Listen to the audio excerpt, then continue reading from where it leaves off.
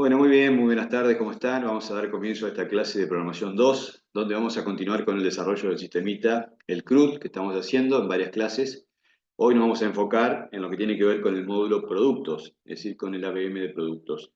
Para eso, primero, debemos hacer la tablita. Recuerden que lo mejor, lo que se recomienda, las buenas prácticas, los que más saben, nos han enseñado de que siempre conviene comenzar con la estructura de la tabla de la base de datos para después, bueno, en base a eso, ir a la parte gráfica y en la parte gráfica, a su vez, admitir después todos los cambios que uno pueda generar y comentarlos. Es decir, hacemos esos pasos, entonces desde la gráfica, después nos vamos al código comentado y después que tenemos toda esa estructura armada de gráfica y código comentado, nos vamos directamente a eh, empezar a codificar cada uno de los eventos que tengan que ver con cada parte del código en función también del formulario gráfico. Bueno, hecho esa aclaración, vamos a remitirnos a nuestra base de datos de prueba que estamos teniendo aquí, que se llama CRUD casualmente, ¿no? Donde tenemos ya la tabla rubros, la tabla proveedores y la tabla productos. La tabla productos seguramente todavía no la han hecho. Bueno, hoy vamos a hablar un poquito acerca de la tabla productos. Vamos a ver cuáles son sus atributos. Para ya dejar la lista, ¿no? Y después pasar a C Sharp a través del IDE.net para comenzar a ver cómo insertamos la parte del CRUD que corresponda al ABM de productos.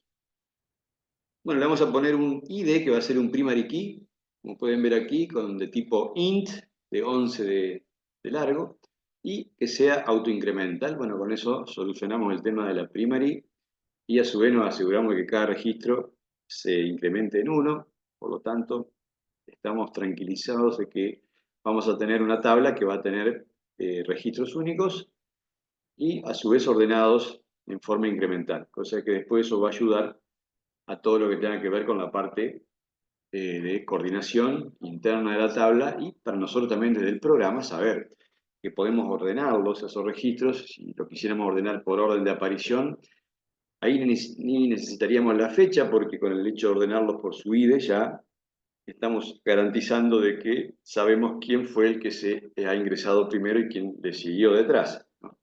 Son algunas ventajas de usar por ahí algunas estrategias que nos permiten, tanto el lenguaje SQL como los motores de bases de datos.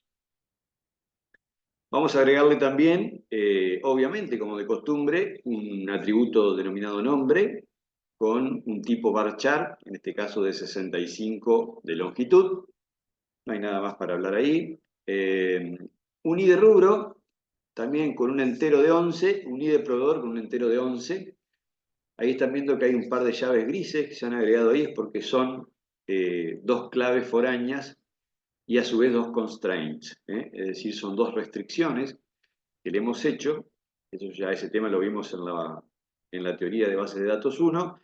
El martes próximo, cuando tengamos la práctica de algunos temas que tenemos que practicar, vamos a retomar esto y a su vez nos va a servir este ejemplo que estamos armando en programación 2, porque bueno, se aplica directamente en un caso real, ¿no? Realmente eso es muy interesante, porque nos permite ya probar prácticamente todo lo aprendido en bases de datos directamente en un programa.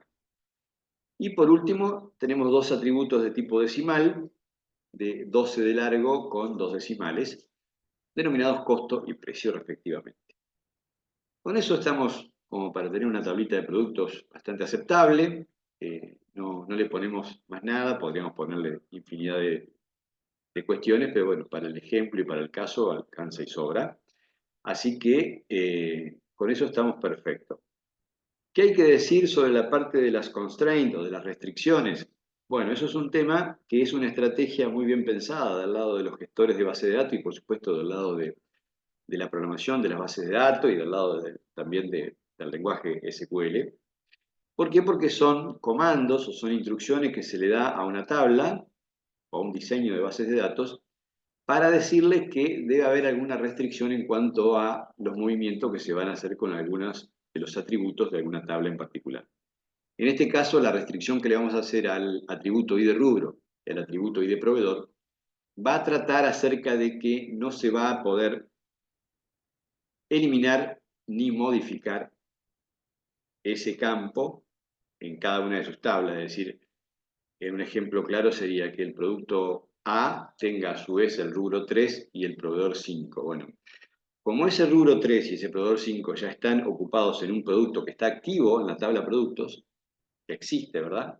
Si yo después me voy a la tabla producto, a la tabla rubro, perdón, o a la tabla proveedor, e intento borrar esos IDE, ya tanto sea el 5 en proveedores o el 3 en rubros, no me va a permitir. ¿Por qué? Porque hace ese control.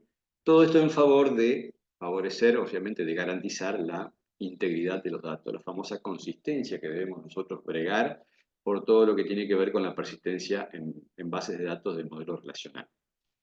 Así que esto es un lindo ejemplo para poder practicarlo, ya después lo vamos a poner en marcha, ¿no? Bien, esto es todo. Ya a su vez le voy a dejar también cuál es el paso para agregarle estos comandos. Ya le voy a dar las SQL para que la tengan también. O sea, van a crear la clave, perdón, van a crear la tabla tal cual siempre la han creado, van a agregar el índice de primary key como un auto incremental, y después, ahora cuando pasemos al código, lo tengo ahí anotado al SQL, se lo voy a dejar para que lo tengan también grabado. Así aprenden esa parte y le queda, ¿no? Y le queda, lo pueden dejar también grabado. Recuerden que es complicado por ahí saber la sintaxis de todo. Bueno, es importante tener en algún lado guardado cómo es la sintaxis de las constraints o la estructura, ¿no? Como para poder a su vez tener una idea y después poder adaptarla cuando tengamos que hacerlo en otra tabla. Vamos a pasar ahora a lo que tiene que ver con C#, donde vamos a ir directamente al sistemita que estamos armando. ¿Qué tengo que decirles en esta clase respecto de esto? Bueno, acá hay varios truquitos, varios atajos que tenemos que ir aprendiendo. Fíjense que ahora organicé distinto aquí. Achiqué por completo la grilla, y la grilla recuerden que estaba, la grilla estaba todo este tamaño, ¿no? Completo. Bueno, ¿qué hice? Primero verifiqué en la grilla cuál era el tamaño. Entonces, de esa forma, tomando su size, su tamaño casualmente, ¿no? En este caso, bueno, no recuerdo ahora cuánto era, así lo tengo aquí. A mí me da 1210,287.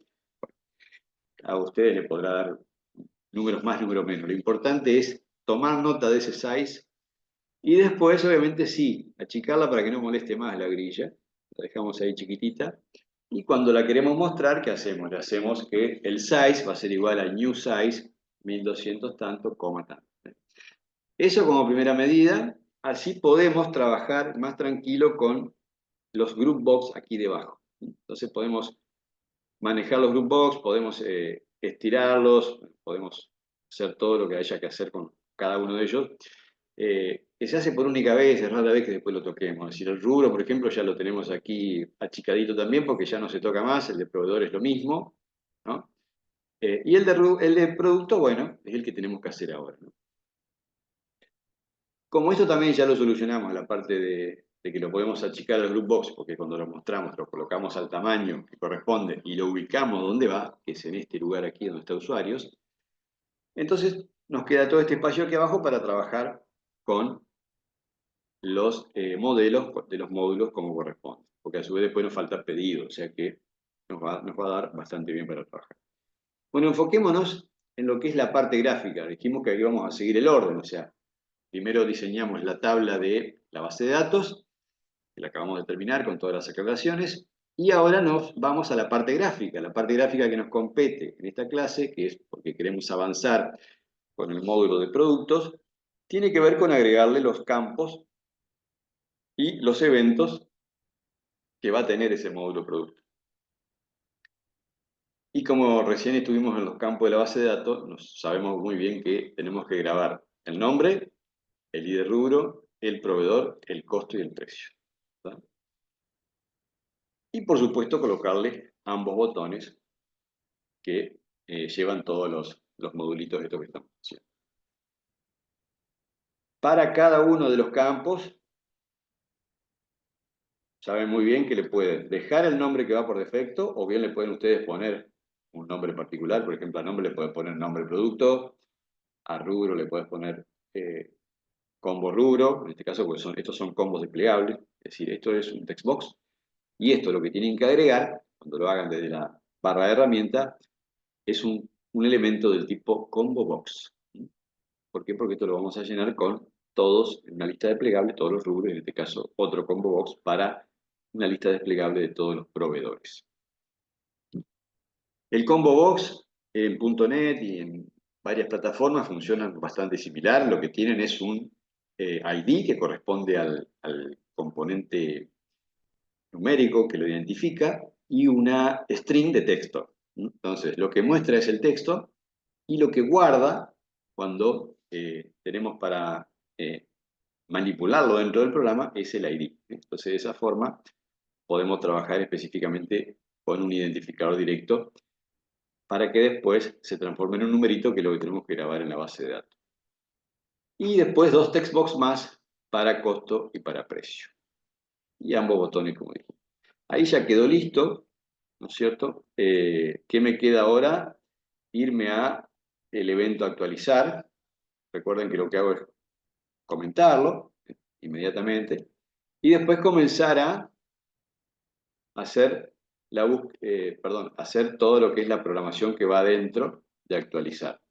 Actualizar producto va a ser parecido a actualizar usuarios, porque es bastante largo, tiene varios campos. Bueno, entonces buscaremos ese y lo customizamos, ¿no? Lo vamos haciendo adaptativo a lo que corresponde en función del módulo, en este caso, que es productos.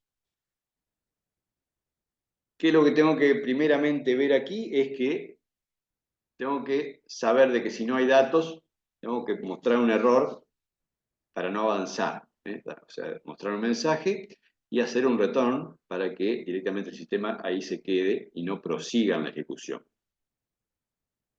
Pero ¿qué tengo que verificar? Tengo que verificar que no sea una actualización, es decir, que índice fila sea menor a 0, esto es igual. Pero lo que sí tengo que ver es cómo llamé al text box del nombre, que es lo que más me interesa saber, ¿no? Primero, si realmente tiene nombre, si no, no sigo. Entonces, depende cómo le haya llamado cada uno a este textbox, hará esa condicional aquí arriba, ¿no? Y después exactamente igual la lógica que en los anteriores ABMs. Y también le he agregado, podría haber hecho una condicional más larga aquí, podría haberle puesto O y seguir con esto, o podría hacerlo como lo hice en otro bloque de texto, es lo mismo, no hay problema. Le puse verificar datos antes de continuar, en este caso son los combos, tanto el rubro como proveedor. Fíjense lo que hago aquí. Como el combo rubro o el combo proveedor tiene varias propiedades. Fíjense que una de ellas es la selected value y otra es la selected item, bueno, o selected item en español. Esos son valores numéricos que son muy utilizados. ¿Qué pasa? Como son objetos, en este caso por una cuestión interna de organización del compilador de C#, si yo no los convierto a enteros de 16 de mínima, para decirle que si es menor o igual a 0, no me lo toma. Entonces por eso tengo que hacer una conversión. Pero lo que yo quiero hacer aquí es verificar si realmente el usuario ha seleccionado alguno de los ítems desplegables. Si no seleccionó nada porque sigue diciendo selección arriba, eso vale -1 para sellar y para otras tecnologías también. No para todo, o sea que por eso que funciona distinto generalmente en la lista desplegable. Es más, en algunos lenguajes le podemos dar los valores. Por eso que en este caso, en frameworks cerrados así, como son, puede ser Java, como puede ser .NET, o puede ser Xamarin, algunos otros frameworks, generalmente le agregan un valor que es menor a 1, o menor a 0, o igual a -1. Y de esa forma, los programadores podemos saber si no ha habido una selección efectuada. Este es el caso. Entonces le digo, si proveedor o rubro vale menor o igual a 0, el mismo trabajo, ¿no? Le muestro el error, le muestro el mensaje y hago un retorno para que ahí se clave y no siga la ejecución. ¿Qué otra modificación hay aquí? Bueno, parecería que aquí hay una. Aquí ya tengo que cambiar por la lista de productos. Lista de productos que obviamente nos tenemos que haber recordado de que hay que cuando agregamos un combo, ¿qué hay que hacer? Empezar a mirar desde arriba de todo, ¿no? Si está todo en orden. ¿Y qué es lo que tengo que hacer para habilitar ese ABM? Tengo que agregarle una lista, una colección de tipo list, en este caso, denominada productos. ¿Mm? ¿Por qué? Porque se va a corresponder con la clase productos, que va a estar donde, abajo del código, como tenemos todas las clases, ¿no? Donde la habré también detallado la clase producto que está aquí, ¿no? Entonces, de esa forma, ya tengo todos los elementos como para poder iniciar a trabajar, ¿no?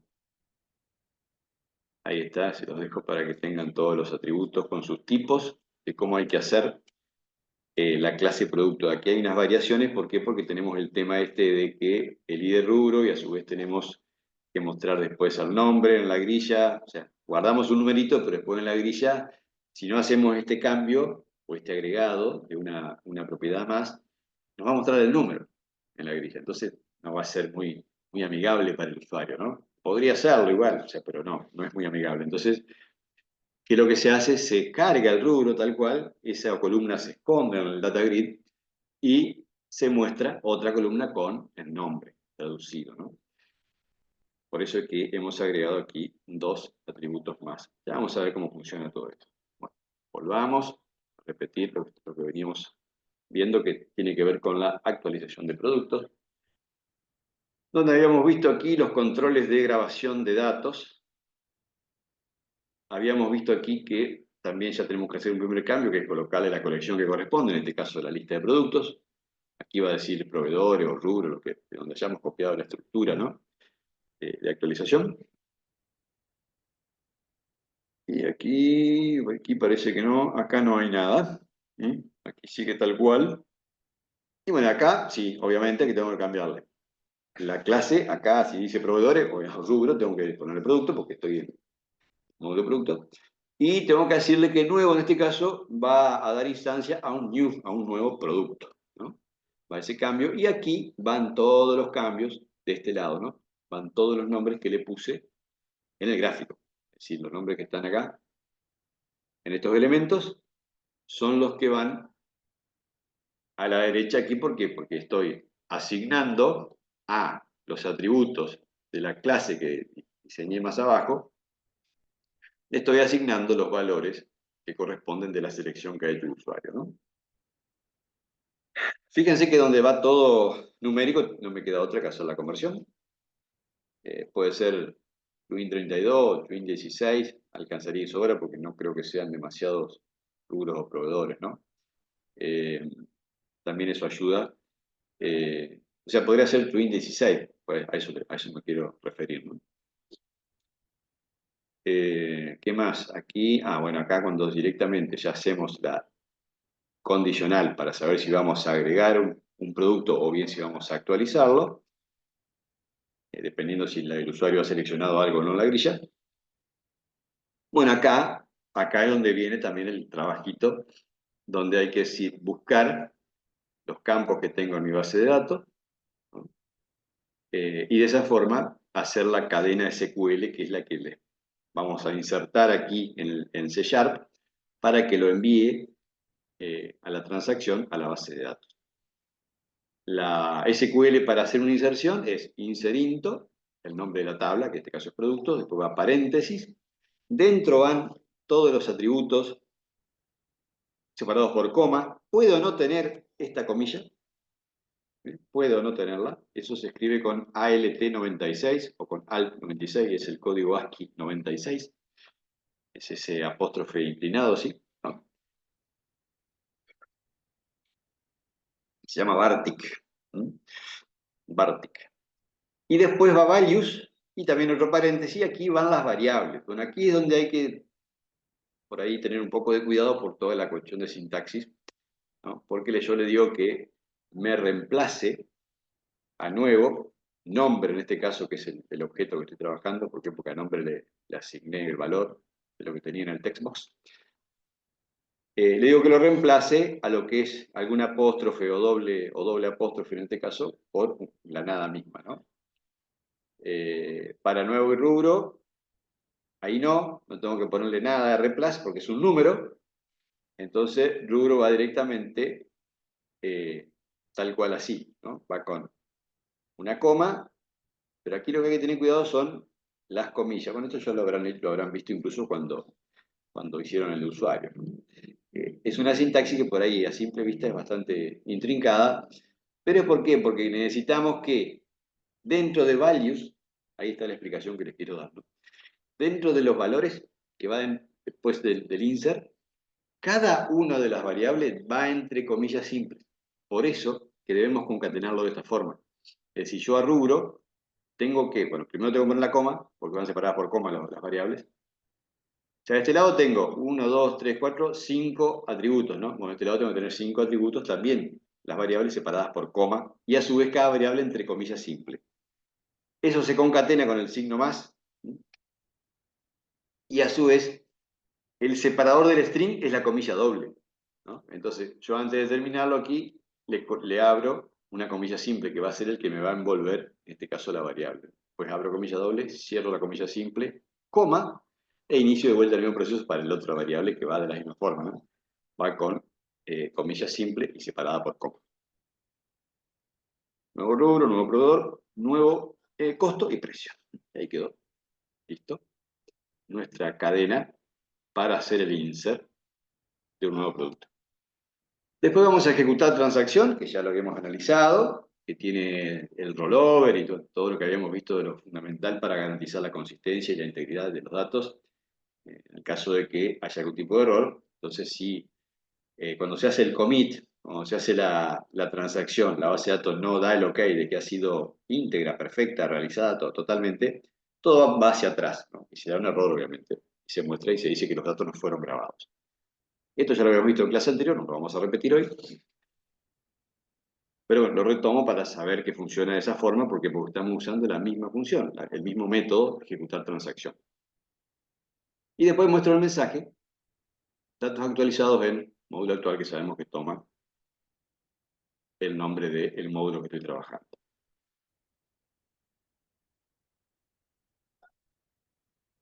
Si tenemos que actualizar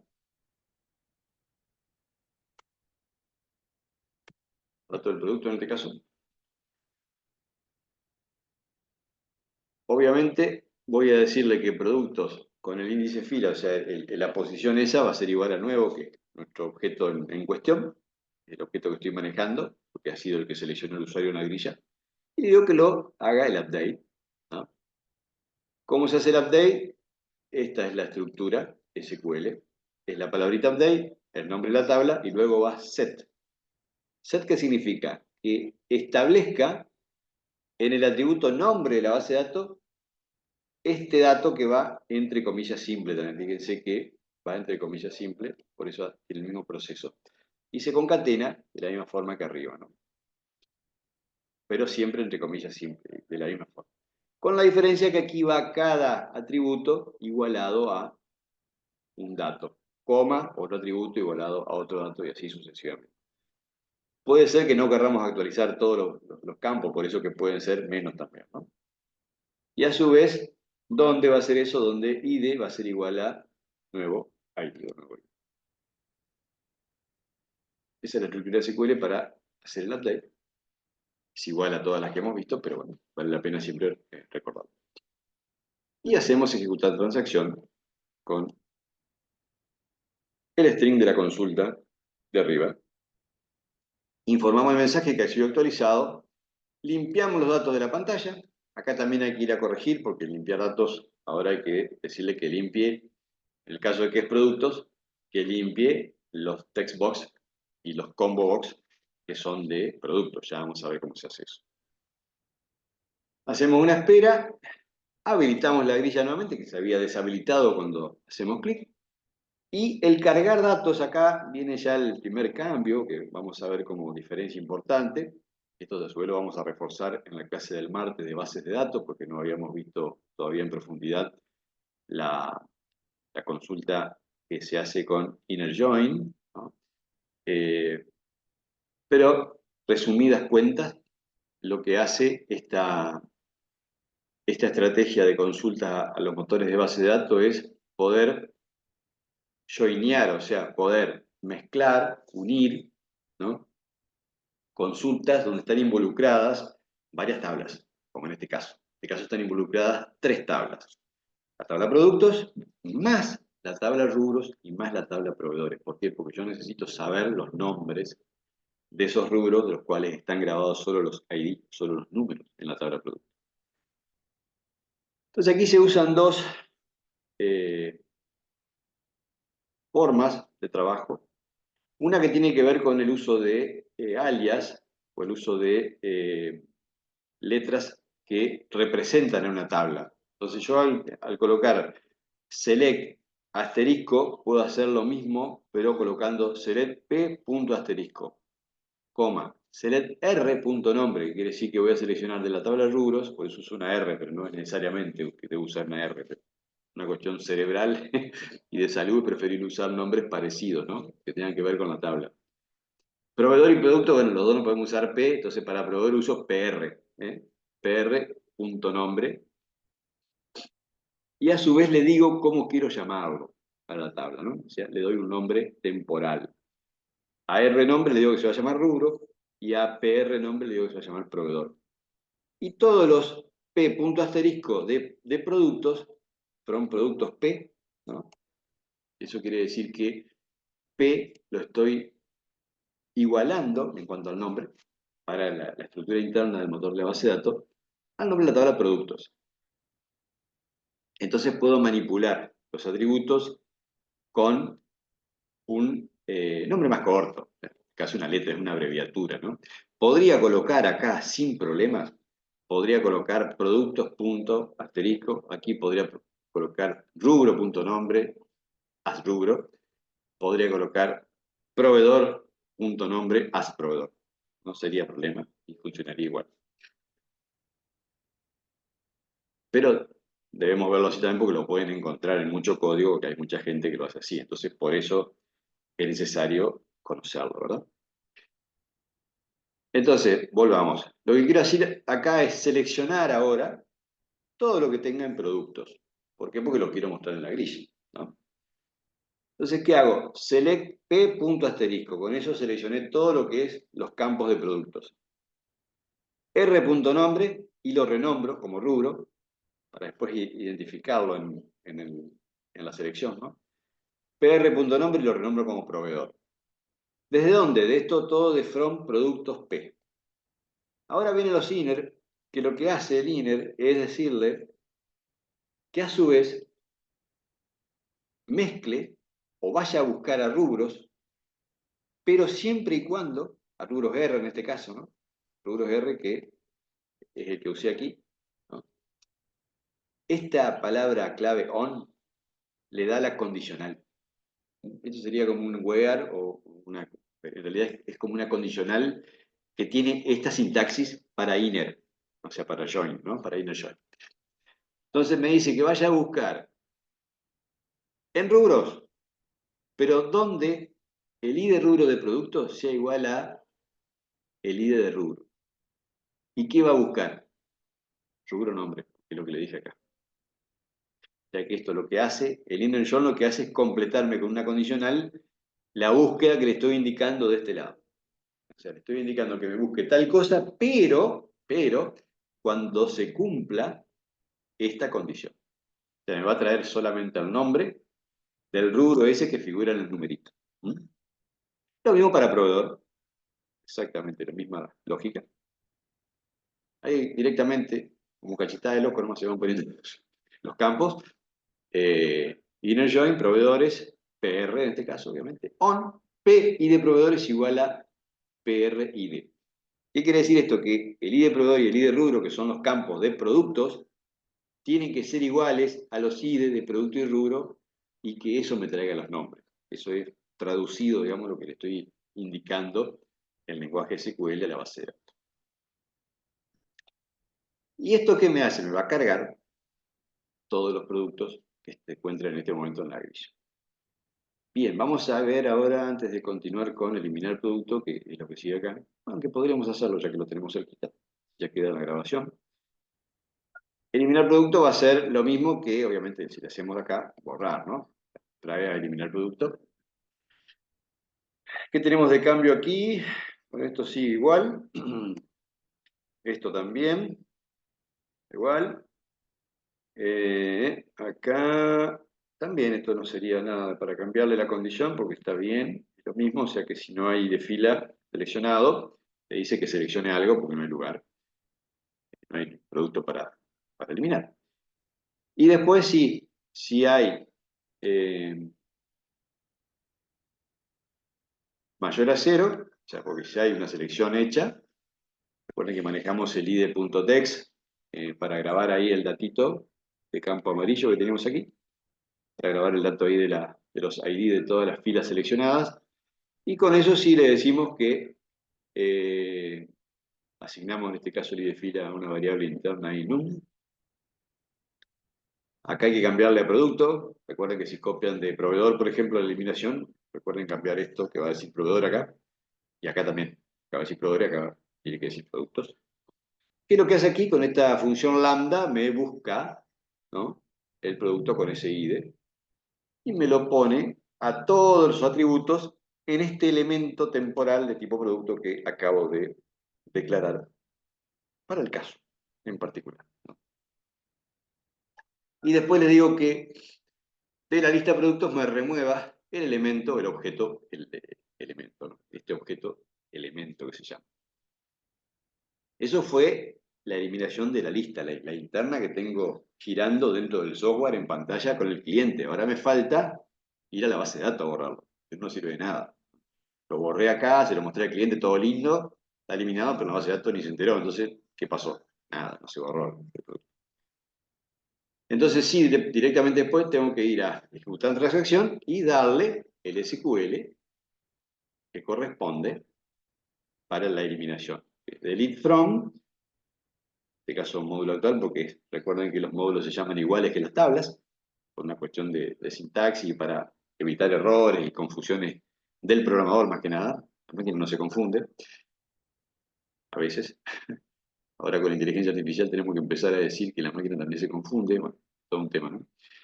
Delete o delete from, módulo actual, en este caso productos, where id es igual a el objeto elemento en su valor del atributo, ¿no? Entonces, ¿qué me va a hacer la base de datos? Va a buscar esa línea donde está ese id y lo va a eliminar. Me va a mostrar el mensaje eliminado. Esto sí, obviamente, ejecutar transacción vía un dato de que fue así, ¿no? Fue así. Esto le hice un cambio, así que revísenlo porque no va a estar igual. Ya les voy a explicar por qué. Nos queda verificar limpiar datos y nos queda verificar ejecutar transacción. Actualizar grid también. Y aquí va de nuevo cargar datos, que es la copia de lo que hicimos acá arriba, ¿no? No hay ningún cambio. Pero el cargar datos de productos tiene una string de SQL bastante más larga que los otros, que eran un CL común, ¿no? Acá no, porque tenemos que buscar los datos de la tabla. Bueno, acá llegamos a las clases nuevamente, la vamos a pasar para que quede en el video, pero igual ya lo había mostrado. Y eso creo que es todo. Perfecto. Quería dejarles acá. Acá está. Este tema lo dejo para que quede grabado. Cómo son las SQL que hay que pasarle, ¿verdad?, cuando quiero hacer un constraint en la tabla, ¿no?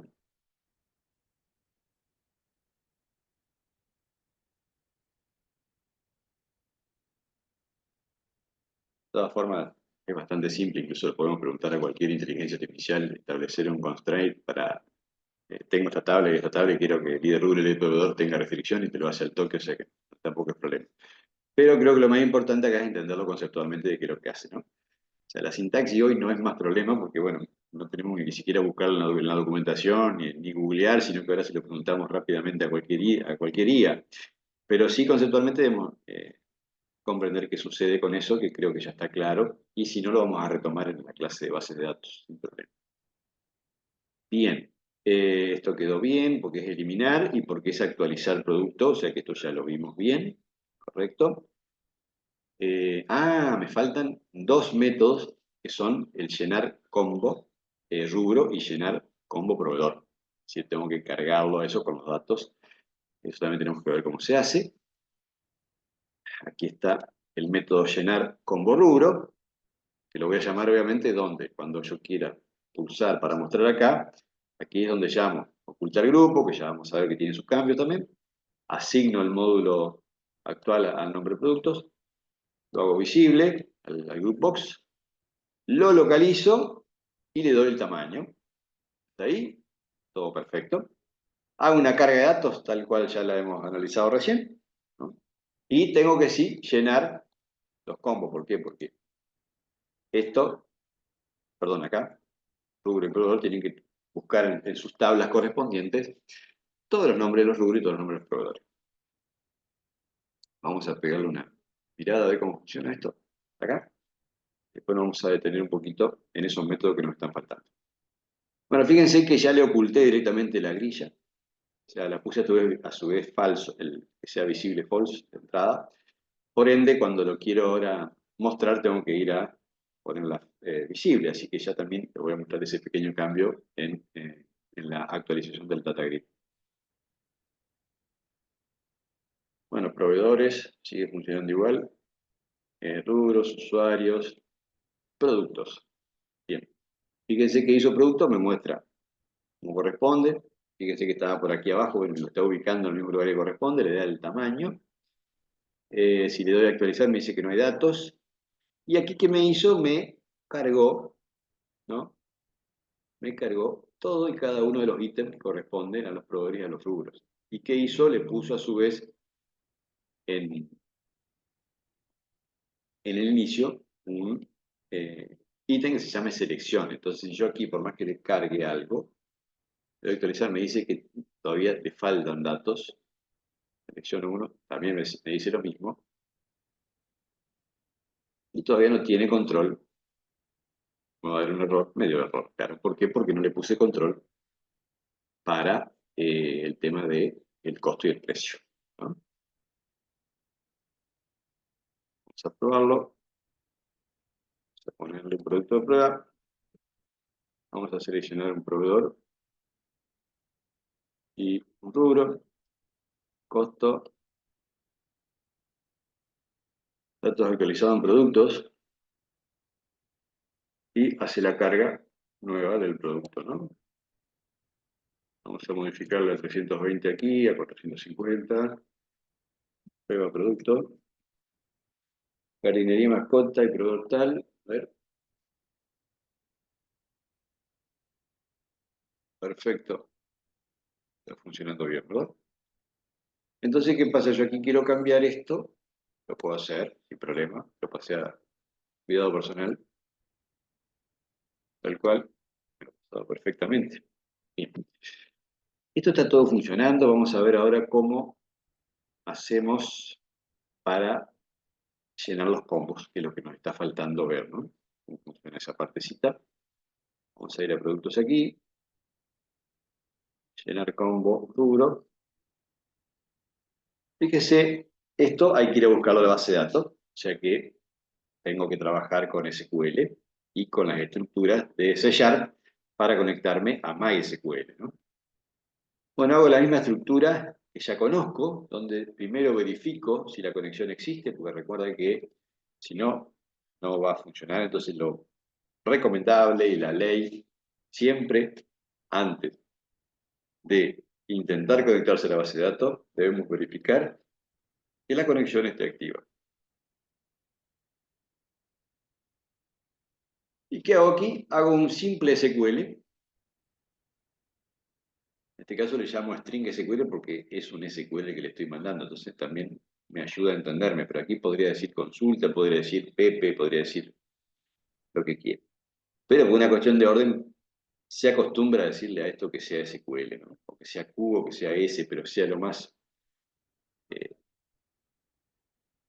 criterioso posible, principalmente para la persona misma que lo hace, ¿no?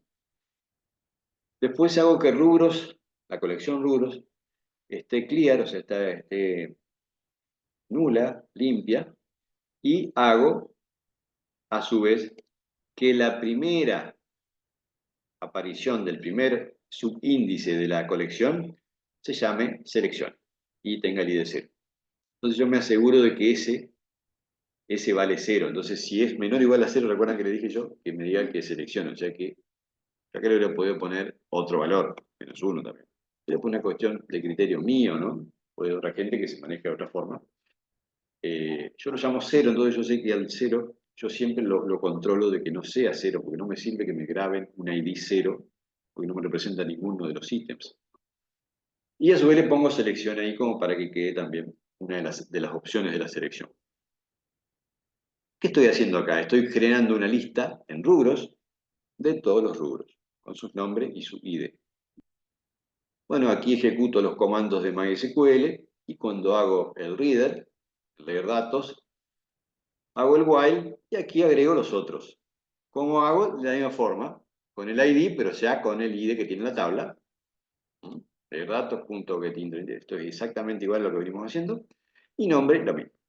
Es lo mismo que venimos haciendo para leer los anteriores, ¿no? Y si no tengo conexión, le voy a decir que hay un error. ¿Qué pasó acá? Bueno, terminó todo lo que es la conexión a la base de datos y me cargó en la colección rubros todos los rubros con su ID. Entonces, ¿qué voy a hacer? A combo rubro, así como el data grid tiene un data source, los combos box también. Entonces yo le asigno a esa tabla, perdón, a ese combo box le asigno toda la colección rubros. Y le digo que en lo que es el texto, donde lo que va a mostrar, utilice el nombre, y lo que es el valor de numérico que va a guardar, que utilice ID. Así es como funciona, ¿verdad? Este tipo de los desplegables y de cómo llenarlo desde una base de datos. Para combo proveedor, exactamente lo mismo, solo que en vez de leer proveedor, rubro, voy a leer proveedores. Eso no tiene ningún tipo de diferencia, es exactamente igual. Y por supuesto, va a cambiar acá, ¿no? Bueno, tiene que ser exactamente con la colección que corresponde. Y le voy a asignar después, aquí debajo, que el sur sea la colección con exactamente la misma condición. Entonces, de esa forma me hace de que cuando se cargan en los combo box, lo que muestra, el texto que se muestra, es lo que no tiene uso prácticamente, es solo amigabilidad para el usuario. Y lo que realmente vale es lo que está oculto y es el ID o es el valor. Que es lo que yo después lo trabajo con lo que es el selected value, ¿no? La propiedad selected value del combo box. Bien. Actualizar, esto ya lo vimos. Lo que nos falta es, habíamos dicho, es limpiar datos. Esto tiene unos cambios. A ver, acá está. Vamos a ir a mirar. Bueno, limpiar datos. Aquí parece que hay otro. Actualizar grid también. Bien. Fíjense, limpiar datos. Habíamos hecho, bueno, aquí creo que también lo cambié. Le puse estos dos arriba. Estaban en otra ubicación. Como estos son para todos, entonces van arriba sin ningún tipo de problema. Y como es después cada uno de los combos, perdón, cada uno de los ABM tiene sus particularidades, los fui comentando y debajo de cada comentario coloco exactamente los elementos que corresponden a ese ABM, ¿no? Entonces lo pongo que, en este caso el producto, que haga nombre producto como proveedor. Fíjese que lo que hago que como proveedor text sea igual a seleccione el mismo texto que tiene cuando lo creo. Con eso me voy a asegurar que el valor sea 0. Yo acá le pondría otro dato, ¿verdad? Yo le pondría otro dato acá, una cosa así, le agregaría algo que no corresponda, puede ser que no funcione correctamente. Entonces tiene que ser igual, ¿no? Precio producto y costo producto, todo en blanco, y con eso quedaría. Nos está faltando últimamente nada más que pedidos para la próxima, que es lo que vamos a terminar haciendo funcionar. Semana próxima, cosa que después nos quede hacer ajustes o algunos otros cambios que le podamos hacer al sistema, aunque quizás seguramente el pedido va a llevar 2 clases, bastante más largo. Así que veremos si llegamos bien para tener todo ya funcionando y a su vez enganchado bien con bases de datos y demás. Como limpiar datos estaría bien. Esto no ha cambiado, que es el método de espera. La selección en grid, acá sí, también, hay un cambio, fíjense, que es obviamente cuando módulo actual es productos, cesta, eso cuando un usuario hace clic en, en la grilla para seleccionar una línea, entonces va a hacer un cambio.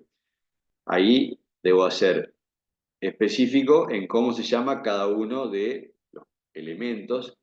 Fíjense que coloco nombre producto text, precio producto text, costo producto text, como proveedor selected value y como rubro selected value. En este caso, debo establecer en el valor, ahí sí, ¿por qué? Porque después le voy a mandar a grabar, entonces necesito que se posicione exactamente en ese valor, ¿no? Fíjense que aquí tengo que convertir, sí o sí, no tengo muchas opciones porque lo que necesita son valores enteros, ¿no? Entonces, tengo que hacer las conversiones de las filas seleccionadas en estos casos. Bien, me dejé para último la parte del data grid porque eso tiene unos cambios. Acá. Yo le había dicho que, como le había puesto falsa a la visibilidad, es decir, yo ahora esta, la chiqué, la puse chiquitita acá para que no moleste más, estaba muy grandota, la puse en su propiedad aquí, false. O sea que en vez de estar en true, hay que cambiarla a false. ¿Para qué? Para que después cuando se deba mostrar,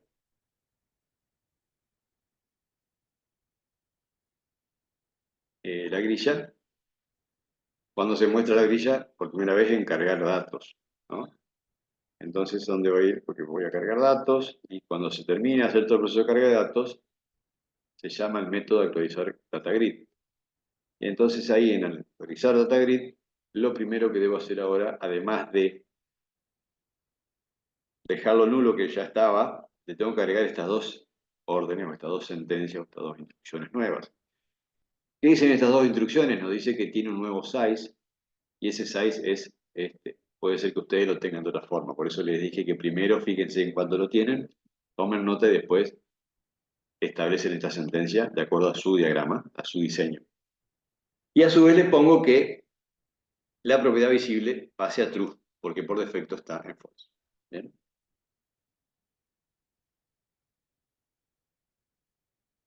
Después vamos a ir mirando cada uno de los valores del módulo actual. Y en este caso, como es productos, bueno, lo que hice acá fue colocarle a las columnas, fíjense que si lo corremos al programa, ahora tenemos columna 0, 1, 2, 3, 4 y 5, ¿verdad? Que son visibles, pero en realidad aquí faltan dos que están ocultas. Entonces, fíjense cómo funciona. Si yo esto no lo tendría, ¿sí? Vamos a hacerlo así, así se ve claro. Fíjense cómo se carga.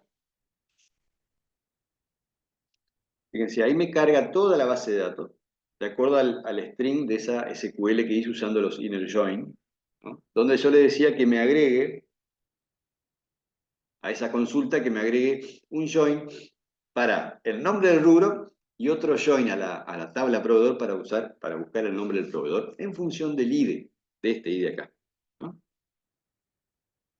Así queda tal cual. Entonces, ¿qué hace? Cuando yo hago el select, me trae todo primero lo que es producto y después le agrega esto, ¿no? Que son los que le puse después con el inner. Entonces, esto me queda desprolijo porque me está mostrando rubro y proveedor acá. Esto es lo de la tabla original, ¿no? De productos. Y después me dice nombre del rubro. Yo podría dejarlo, podría en todo caso achicarlo a esto y cambiarle la ubicación y moverlo al lado.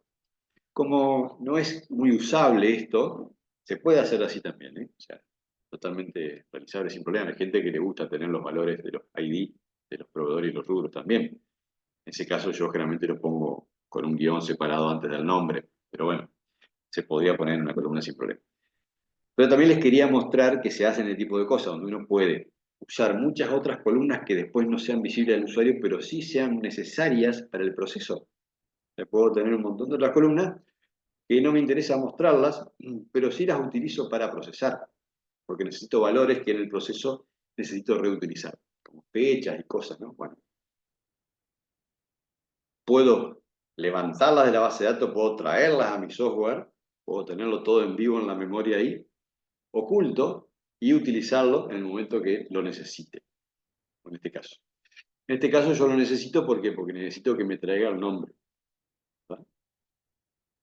De ese ID. ¿Cómo lo hago entonces ya que lo traje y no quiero que se muestre? Le digo que esas columnas que establecí, que en este caso es la 3 y la 2, ¿por qué? Porque es la 0, la 1, la 2 y la 3. ¿Eh? Esta es la 3, perdón, esta es la 2 y esta es la 3. La 4, la 5, la 6 y la 7. ¿Mm? Por eso que pongo en visible false la 2 y la 3, y la 6 y la 7, que son los nombres de los rubros y proveedores, le doy un width mayor, un ancho mayor. ¿Mm? De hecho, acá le cambio a este, pongo un ancho más grande todavía, para diferenciarlo de que esta es más grande, terminó siendo más grande.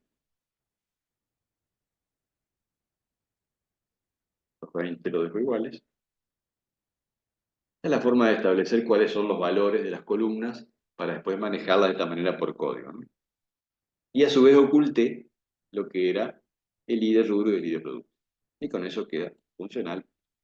Menos datos para el usuario para que no sea tan cansador, es decir, no es buena práctica eh, establecer un montón de información que no tiene uso, no tiene ningún sentido, lo que genera es cansancio y mala experiencia de usuario, que es lo que no queremos. Bien, quedó clarísimo esto. Tiene un cambio aquí y tiene otro cambio acá. Vamos ahora a limpiar datos. Había quedado hasta lo último. Es muy simple, simplemente... Ah, ya lo vimos, ¿no? Sí, ya lo vimos. Ya puse pedido acá. Buscar los campos y ponerlos como queremos que queden con todo. Que queden limpios, ¿no? Queden para otra operación.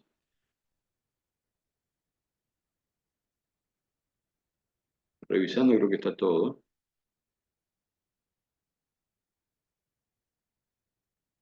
Esto ya lo vimos, hay que agregarlo, perfecto. La conexión de la base de datos no se toca, está igual, no hay problema ahí. Ah, hay que agregar acá, sí. Nunca agregar una línea más ahí diciéndole que lo ponga a vacío o lo limpie a la colección. Cuando agreguemos pedido va a ser lo mismo. Y acá, perdón, esto es cargar datos. En cargar datos, bueno, ya teníamos eh, la de usuarios, pero es, bueno, hay que hacerlo igual, ¿no? Hay que trabajar buscando todos los datos de la colección, en este caso de la base de datos. Acá les quería explicarles. Acá uso rubro y proveedor, que son esos campos nuevos que hice, lo busqué con join de las otras tablas. Muestro los nombres del rubro y del proveedor.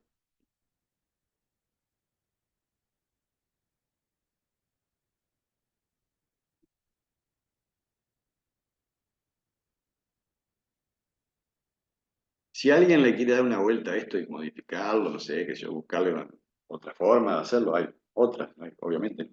Estaría bueno porque de esa forma lo compartimos en clase, entonces le damos una alternativa. Siempre sirve porque nos pueden tocar otras, resolver otras situaciones que sean distintas y que por una pequeña diferencia no esté funcionando esta solución. A veces sucede. Bien, creo que con esto estamos listos. Ya les mostré también la tabla que había quedado lista. eh, Acá, que tienen las constraints estas. Esto se hace la tabla normal y después a lo último se le establecen esas otras SQLs donde se establecen las constraints para que, eso le quería mostrar, claro, para que podamos evitar que se elimine un rubro que esté en uso. Por ejemplo, bueno, acá en productos, creo que están todos los rubros en uso, pero vamos a ver, panificación tiene este, ¿no? Este tiene panificación, está usado. Bueno, vamos a intentar eliminar panificación.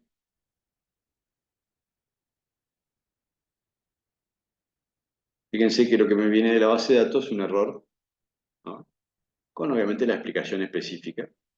¿Pero por qué? Porque yo le puse eso en el try catch. Yo acá le puedo poner directamente error en la transacción, los datos no han sido guardados, o no han sido borrados en este caso, sin que me muestre todo la parte fea, digamos, ¿no? Fíjense que no se borró, quedó ahí. Y sigue vivo, ¿no? Se recarga, pero no se borra, ¿no? La base de datos no admitió esa petición porque está prohibida, porque tiene una restricción, tiene una constraint, ¿no? ¿Qué más les puede servir de esto? Bueno, creo que lo vamos a completar el martes en la clase de bases de datos, que es más apropiado, ¿no? En general, creo que estaríamos listos. Bueno, hasta acá sería buenísimo que ya todo el mundo lo tenga andando, ¿no? Para que cuando pasemos a pedido, que sí, va a ser un poco bastante más complejo que esto, ya producto se complejizó un poquito. Bueno, pedidos y pedidos ítem, que son las dos procesos que nos faltan, va a ser un poco más complicado, así que es preferible que vayamos ya teniéndolo al día esto, porque si no, vieron que después cuando hay que tocar algo se pone más complicado. Así que quedamos por acá con esto y vamos a pasar a preguntas en la clase por si a alguien le quedó algo pendiente.